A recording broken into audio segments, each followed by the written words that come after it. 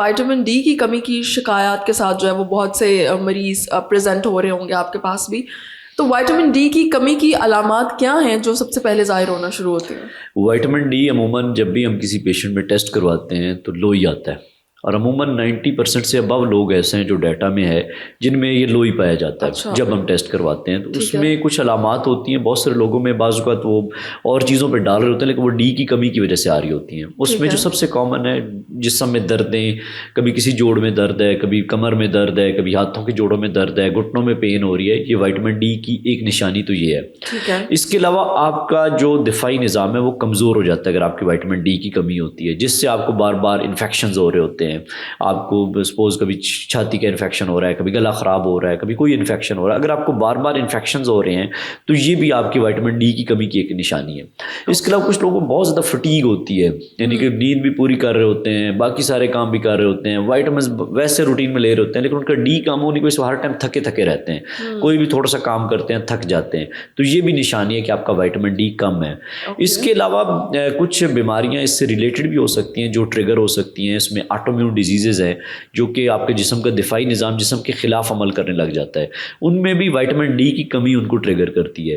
دوسرا sugar, blood pressure جیسی جو بیماریاں ہونے کے پیچھے بھی سم ٹائم وائٹامن ڈی کی کمی ہوتی ہے کہ آپ کی شوگر ان کنٹرول رہ رہی ہے، آپ کا بلڈ پریشر بڑھ رہا ہے، تو وائٹامن ڈی کی کمی یہ پرابلمس بھی بڑھا سکتی ہے. ٹھیک ہے. تو ڈاکٹر صاحب ایک تو سپلیمنٹس ہو گئے، اوبیسلی ڈاکٹر کی ایڈوائس سے لینے چاہیے، لیکن قدرتی طور پر جو وائٹامن ڈی ہے وہ کیسے حاصل کیا جا سکتا ہے؟ کون سی ایسی چیزیں ہیں کھانے کی؟ وائٹامن ڈی جو قدرتی طور پہ سب سے زیادہ جو نیچرل سورس ہے وہ تو سن لائٹ ہے، کہ دھوپ ہے. لیکن اس میں ہمارے یہاں ہوتا پرابلم یہ ہے کہ زیادہ تر لوگ یا تو صحیح پراپر سن ایکسپوئر لیتے نہیں ہیں یا صحیح ٹائم پہ سن ایکسپوئر نہیں لیتے. سورج میں بیٹھنے کا یہ ہے کہ آپ صبح کے ٹائم 9 سے 11 کے ٹائم پہ جب سورج پیک پہ ہوتا ہے اس ٹائم پہ آپ سن ایکسپوئر لیں. دوسرا کچھ سوشل ایشوز کی وجہ سے لوگ پراپر ایکسپوئر نہیں لیتے، یعنی کہ صرف آپ کے چہرے پہ پڑ رہا ہوتا ہے یا آپ کے ہاتھ صرف انگلیاں اس میں ہوتی ہیں. تو بہتر ہے کہ آپ تھوڑا سا اپنے بازوؤں کو کپڑے کو اوپر کر لیں، گھٹنے سے اوپر ہے، تھوڑا شلوار کو، ٹراؤزر ہے، پینٹ ہے، اس کو اوپر کر لیں اور 15 سے 20 منٹ ایٹ لیسٹ دھوپ میں بیٹھ جائیں. اس سے آپ کو جو نیچرل وائٹامن ڈی ملے گا وہ کسی سپلیمنٹ سے بھی زیادہ اسٹرانگ ملے گا. ٹھیک ہے. لیکن ڈاکٹر صاحب ہمارے یہاں پہ تو لوگوں کو بڑا ایشو ہوتا ہے ہمارا رنگ کالا نہ ہو جائے، ہماری اسکن خراب نہ ہو جائے. نہیں، اگر آپ 15 سے 20 منٹ سے زیادہ بیٹھیں گے تو پھر آپ کو پرابلم آ سکتے ہیں، لیکن آپ 10 to 15 منٹ سے جو نیچرل آپ کو وائٹامن ڈی ملنا ہے وہ کسی وائٹامن ڈی کی سپلیمنٹ سے بھی زیادہ اچھا ملے گا آپ کو. سیکنڈ، آپ کی جو ڈائٹ میں ہے، ڈائٹ میں انڈوں سے وائٹامن ڈی مل سکتا ہے. اس کے علاوہ کچھ ڈیری پروڈکٹس ہوتی ہیں جیسے دہی وغیرہ سے، لیکن وہ اماؤنٹ بہت لو ہوتی ہے. تو زیادہ جو بیٹر ایکسپوئر ہے وہ آپ کا سن ہے، یعنی سورج کی روشنی میں آپ بیٹھیں گے تو اس سے آپ کو وائٹامن ڈی. یہ بہترین ہے اور فری آف کاسٹ بھی ہے. 15 منٹ جسٹ آپ نے بیٹھنا ہے، نہ رنگ کالے کا ڈر نہ کوئی اور پرابلم، جسٹ 15 to 20 منٹس، لیکن پراپر صحیح طریقے سے. ٹھیک ہے. اور اگر ڈاکٹر صاحب سپلیمنٹس استعمال کر رہے ہیں وائٹامن ڈی کے تو کس ٹائم لینے چاہیے، کب لینے چاہیے؟ وائٹامن ڈی کے جو سپلیمنٹ عموماً لوگ لے رہے ہوتے ہیں، وائٹامن ڈی کے مختلف برانڈس کے نام سے آتا ہے، لیکن جو لوگ ایک تو سب سے بڑی غلطی کرتے ہیں اس کو کسی بھی ٹائم لے لیتے ہیں. وائٹامن ڈی کے سپلیمنٹ لینے کا جو بیسٹ ٹائم ہے وہ تو ہے مارننگ کا ٹائم، صبح کا ٹائم. اور اس کے ساتھ فیٹ لینا چاہیے. یہ فیٹ سالوبل وائٹامن ہے، یعنی کہ فیٹ اس کے ساتھ ہونا چاہیے تاکہ فیٹ اس کی ابزارپشن کو، جذب ہونے کو بہتر کرتا ہے. تو آپ انڈے اس کے ساتھ لے لیں، کوئی اور فیٹ والی چیز جیسے بیف ہے، مٹن ہے، کوئی فش ہے یا کوئی گوشت کا آئٹم لے لیں جس سے آپ کو فیٹ ملے، یا نٹس ایڈ کر لیں، اس سے آپ کو وائٹامن ڈی جذب ہونے میں ہیلپ ملے گی.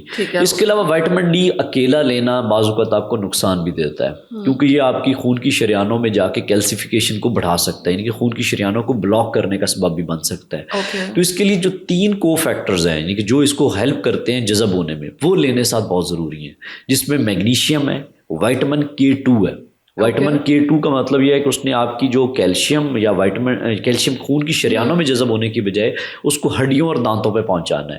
تو K2 کا کمبینیشن ہونا بہت ضروری ہے. میگنیشیم اس کو ایکٹیو کرتا ہے وائٹامن ڈی کو، اور ساتھ میں کیلشیم کو ایڈ کرنا اور زنک کو ایڈ کرنا ہے.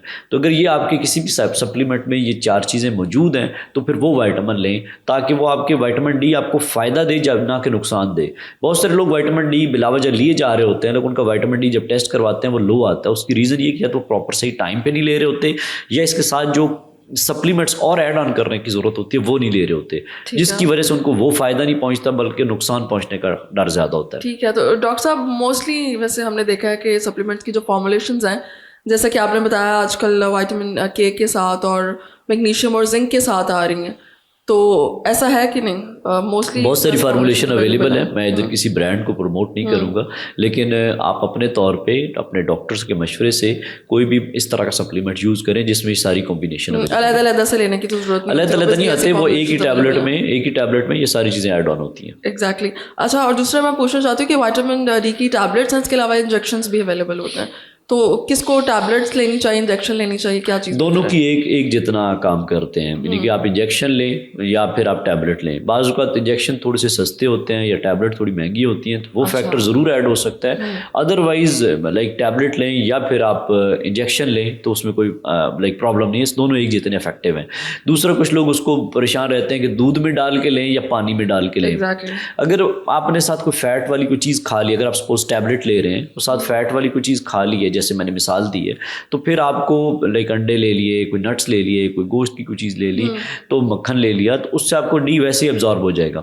آپ دودھ نہ بھی لیں تو کوئی مسئلہ نہیں ہے. لیکن اگر آپ انجیکشن لے رہے ہیں, چاہے آپ اس کو پانی میں بھی ڈال کے لے لیں, لیکن اس کے ساتھ یہ کہ باقی ایسی چیزیں ایڈ کر لیں جو آپ کے اس کے ابزارپشن میں ہیلپ کرتی ہیں. اوکے, بہت شکریہ.